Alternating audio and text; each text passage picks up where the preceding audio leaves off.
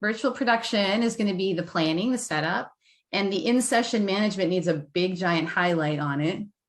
And follow-up of all the logistics and all the tech required to be successful. It's a really big sentence in there. That's why I put it in all caps. Think about the in-session management. That's where you could get into the nuances of somebody maybe being a facilitator. Somebody who's facilitating like a brainstorming meeting or something along those lines. So we got the producer set up. Remember the olden days when we used to go to events and it looked kind of like this? This is a fancy one, actually. Remember these days? Who took care of, like if you were the presenter, facilitator, or trainer delivering in a setup such as this fancy one, who took care of the printed materials and distributing them? Who took care of the travel? Who took care of putting all those tables in this room and putting all those seats where they are?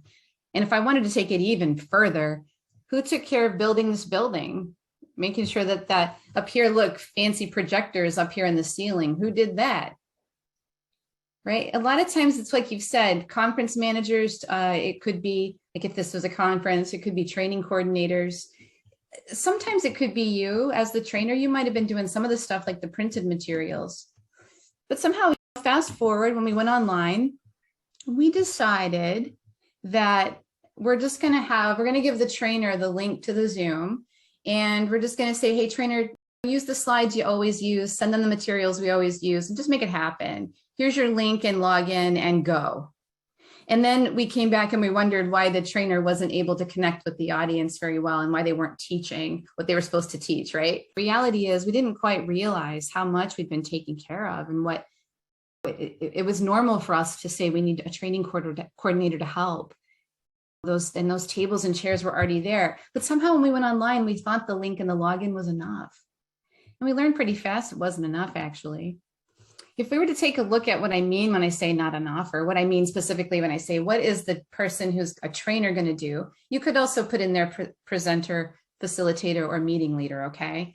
But for me, the trainer is going to focus on the content and importantly, helping to make meaning of why we're there. If we are there to learn some new, leadership skills, then I need to be able to focus on the people that are there, where the gaps are, and how to help them be better leaders. If I'm trying to focus on, I know I've got this great group activity where they need to focus on concepts, different concepts, and I'd have to set up the groups. If I had to go get the tables and chairs from down the hall and then arrange them, I'm not focused on the content anymore. I'm focused on where to click and how to make it happen and hopefully not breaking it.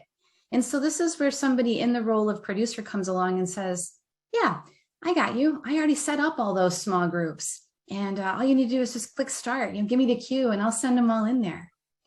Honestly, it's like today, the TrainingPros team took care of everything. You guys, I just put my stuff together. I showed up and here I am smiling. And what I get to do is connect with all of you and talk to you and see what's going on.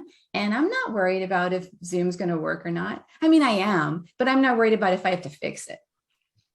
Right? They're going to take care of all that. And so this is the sort of simple breakdown of who's doing what.